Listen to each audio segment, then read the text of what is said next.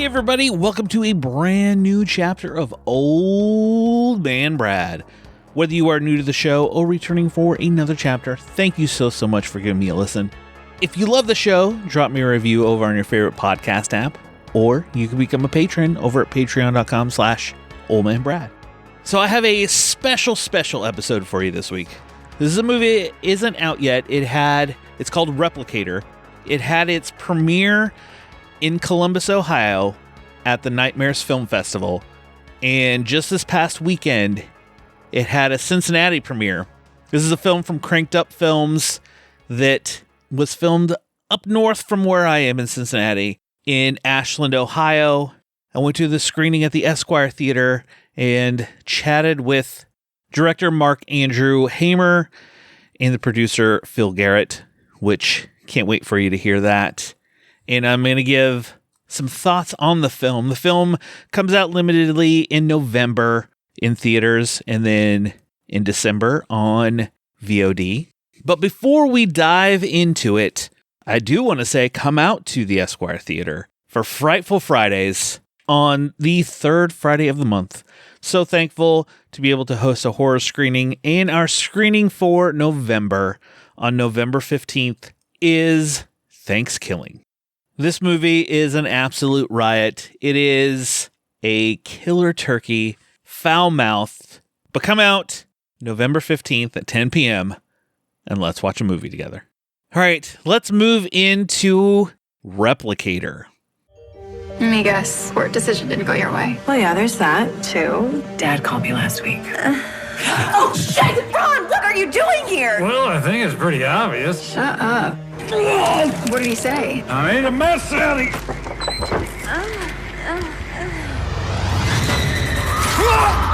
Good morning, dear. From now on, I'm gonna be the father you deserve. I don't even know who the real Ron is anymore. We'll get this figured out. It's your job. Do it right this time. After I took all the organs out of the body, I couldn't get them all back in. This one really has us stumped. It's a lot of peculiar pieces to put together. Ron's dead. What? How? Yeah, I don't know. That's what we're trying to figure out. Some disgusting disease. It's not contagious or anything, right? When the most nefarious citizens of a small town suddenly make 180-degree turns to righteousness, a young, justice-seeking public defender embarks on a journey that reveals otherworldly forces may be responsible, and that the way to virtue is a bloody, terrifying road. This is written and directed by Mark Andrew Hamer. It stars Caitlin E. Newberry, Bree Noel, Brian Spangler, Jim Azavandre, and many others. I'm going to say I really dug this movie. It's a little wild. It's crazy. It's odd. It's like right up my alley. It has some good practical effects in it. There's this creature. I'm going to keep it spoiler free, so I'm not going to give much away. There's this cool creature thing that you see towards the end. And I love the creepiness, the atmosphere of this film. In many ways, there is a lot of H.P. Lovecraft influence that you see in it, especially with the entity, the color palette, a lot of other things. You don't have as much of the cosmicness of it. It is a whole kind of a different, it really plays with sound waves, and different ways to control. But I really dug it. I thought this was a really fun movie. There are many parts that you're just like, this is odd, but I'm into it. The character of Ron, hilarious. Caitlin and Bree, who play Nella and Darby, are fantastic. I highly recommend watching for Replicator to come out. Like I said, it is going to get limited theatrical release later here in November. And then in December, it's going to come out on VOD, so watch for it. I had a chance after the screening to talk to Mark and Phill about the movie. So let's move in that interview, and I will talk to you on the other side. Hey, everybody. I am here with Mark Andrew Hamer and Phill Garrett. We just came out of the Cincinnati premiere at the Esquire Theater for Mark's new film, Replicator. So, Mark, tell me a little bit about how you kind of came up with Replicator? Yeah, it was definitely one of those projects that started as a team approach. And what I mean by that is we paired up with Cranked Up and Phill and his group to develop a project. We don't know what that project's going to be. It's like, let's just do something cool together, right? And it's like, okay, so what's that going to be? All right, well, let's get some concepts. So then we started working with a guy named Russ Linway, who's out of Cleveland, to start coming up with some concepts. And then we went through probably like 10, 20, type concepts. And we're like, okay, this is the best concept to do. Like there's this creature that, replicates humans in a weird way. Let's develop that script. Right. And so, we kind of went into the script writing process with that, going back and forth probably over like a year or so with Phill and his team and Russ and myself, and kind of developing the script for what ultimately became like the shooting script that we had. It's very kind of Lovecraftian in a way.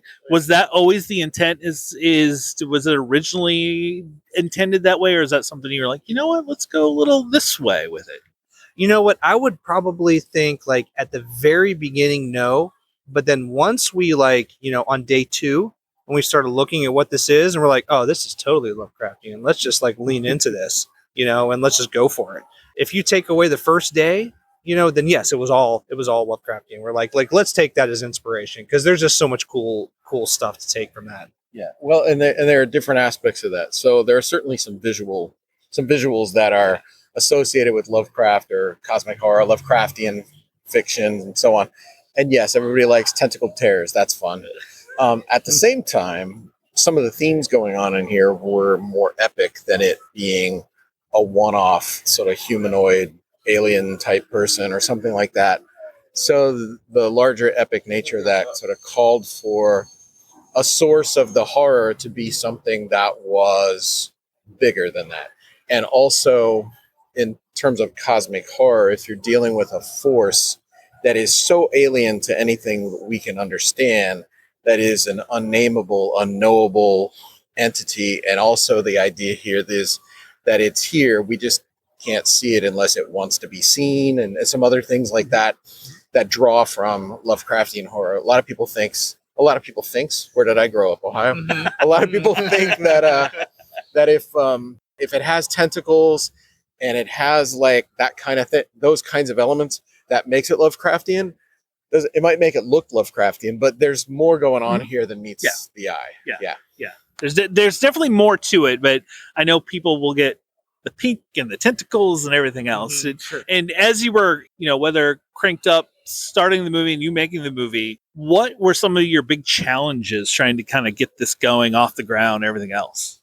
Yeah, I think probably, one of our biggest challenges was to like curb our enthusiasm on, like what we can do, right?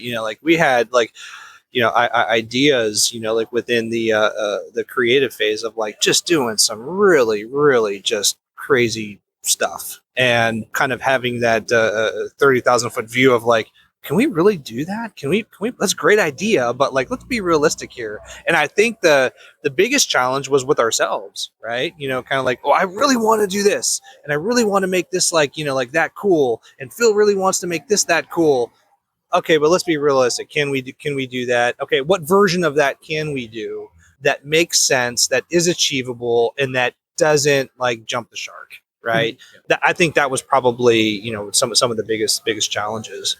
Right. And so on the physical effects side, one of the conversations we've had is that having David Greathouse with us helped us to find that balance of what we would love to see, what would be amazing to see, and how can we do that on this budget, and how can we do that in this time frame, and still make it really like exciting and evocative to the audience. And I think that we achieved that, but it was kind of tempering our imaginations. Yet we're pretty close to kind of where we were in terms of concepts. It's just evolved over time given the resources and constraints. And I did want to say one more thing about the cosmic horror nature of it was and now it's lost. I'll come back to it later. Yeah, I would, I would say one thing about, just to piggyback on what you said, like working with Dave on the special effects, and us having like these grandiose ideas. What was kind of cool was Dave was never like, no, we can't do that. Dave was never like, scale it down, guys. Like that's unachievable. Dave was always like, well, that's fucking hard. Sorry if I can swear on this. Dave's like, well, that's hard. I'm going to have to figure that out. I don't have the answer right now, but like, I don't want to stunt anything here. Like I'm not going to be like the special effects police and say you can't do that. Like we'll find a way. And then we kind of like work together from that point to find the ways. And his work went back to like a lot of the basics and tenets of practical effects. And I mean, even something like, he's like, oh, we're going to do it this way. We're going to do, it's a magician's table. We're going to do this. We're going to cut a hole in the table. We're going to do it just like old school, like when you used to cut a woman in half, blah, blah, blah, blah, blah. And his excitement about it will be in a meeting and be like, I don't know, I got to go make a body, and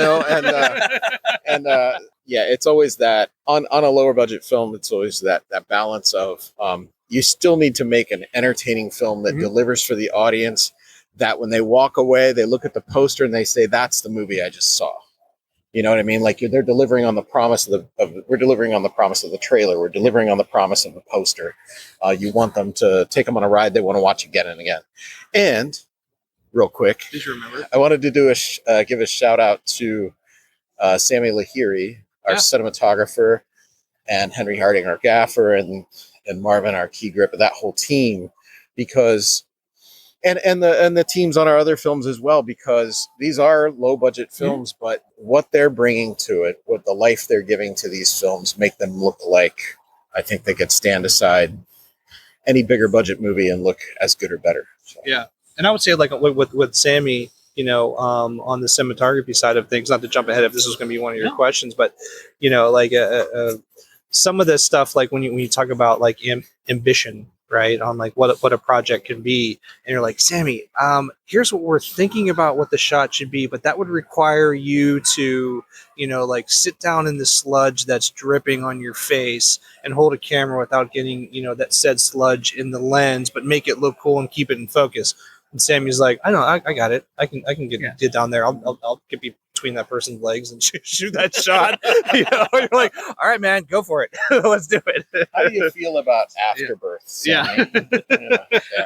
I think that's one of the things with indie films is everybody kind of has to get their hands dirty, get in it. And I will say, like, the passion and everything comes through on screen for this film. Good. And can you speak a little bit to the cast of the film as well? Like, you had a great cast, the female lead and everything else in this. Like, how did you go about, like, finding your leads and going from there? Yeah, this was cast in a way where it started off with folks that the team kind of like knew, right? Kind of like in our heads. I had known Caitlin from, like previous work, and kind of like always kind of like had that, like vision of her being like the Neela character, which was great. And I'm really, kind of like excited and proud that, like she was able to do it. The other ones kind of happened in that very organic way through like, a friend of a friend of a friend, and it's like, hey, can you audition for this? And it's, well, I might not be the perfect one, but I know someone else that might be, like the perfect one for that. And then the same with, kind of like with Phill, with bringing the guys that he knew and folks. So we really kind of like, in a lot of ways, started thinking about cast while we were still at the tail end of the scripting process, so that we can tailor things appropriately for who we kind of thought could do, like these roles. Yeah. Well, and I think in terms of the leads, Bray Noel as Darby, Caitlin Newberry as Neela, it was a really serendipitous or interesting or weird that in real life, they kind of exude the personalities that are not unlike their characters in terms of like their energy and their look and everything. So that was fun.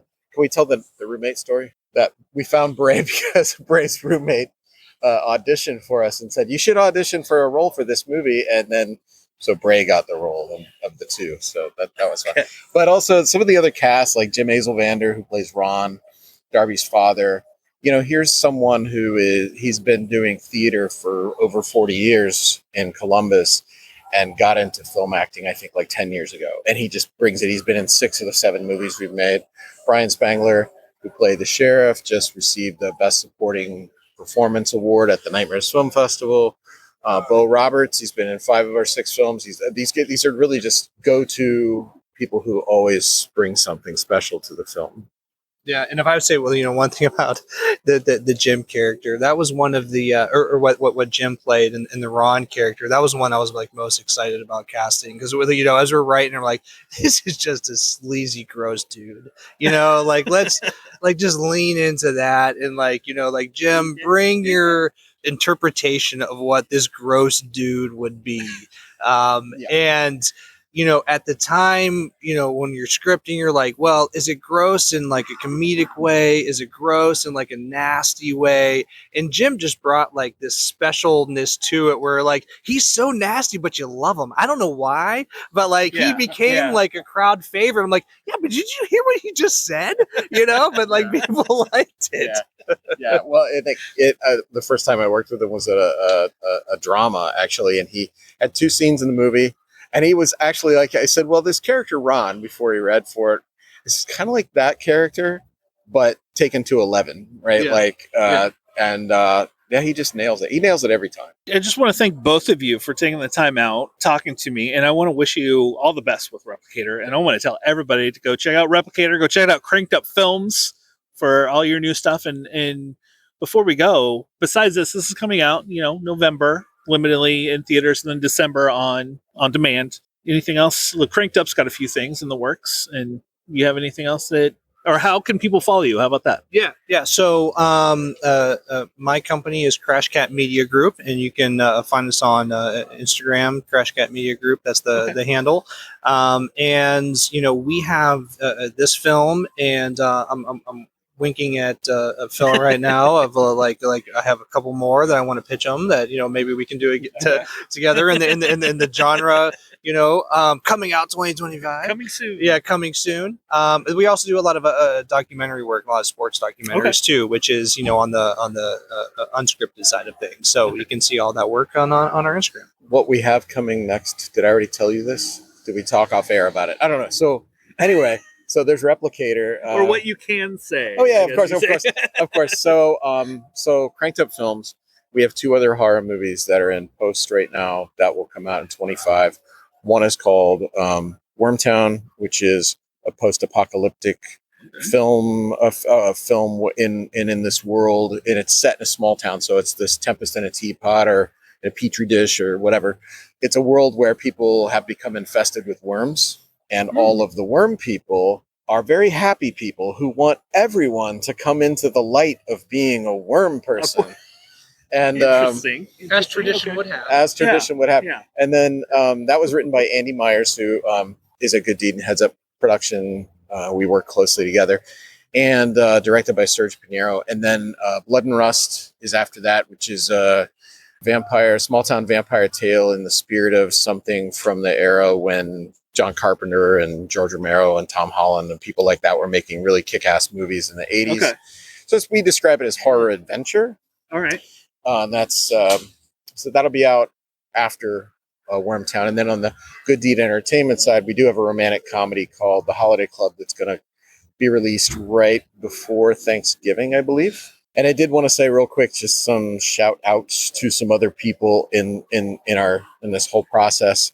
Mark's business partner, Rich Maurer, who did all of the sound design. Every bit of sound in the movie was Rich's work.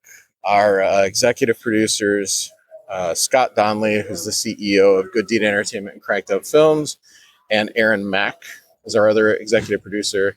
Andy Myers, who heads up production and distribution at those companies as well. So, yeah.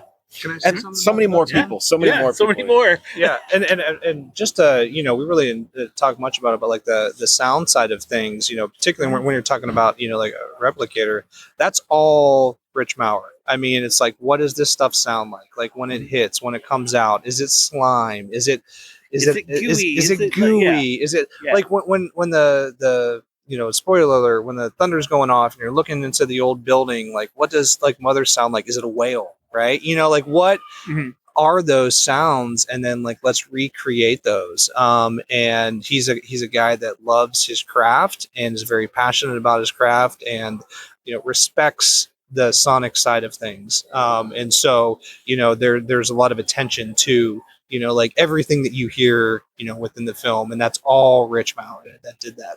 Well, thank you. Thank you so much. Thank you guys for chatting with me. Thanks, Brett. Thank you. I want to thank Mark and Phill for chatting with me. Had a blast at the movie, had a blast just hanging out with them after the movie. I mean, we sat and talked for a lot longer after this.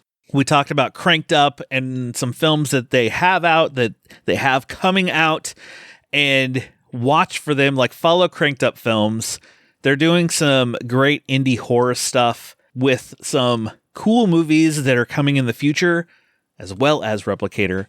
As I head out and you're waiting for Replicator to come out to watch, Cranked Up has another one out called Tenants that I want to go see. It's an anthology film.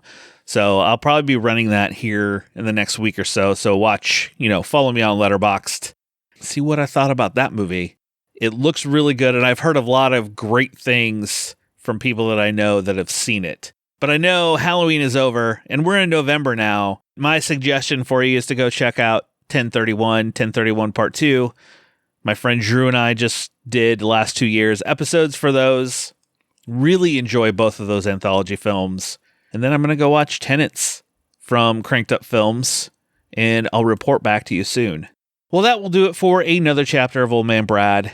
Just make sure you subscribe to the show, and you will never miss any chapter or any episode of Tales from Tubi that comes out. Make sure to follow me over on YouTube as well, Old Man Brad Pod.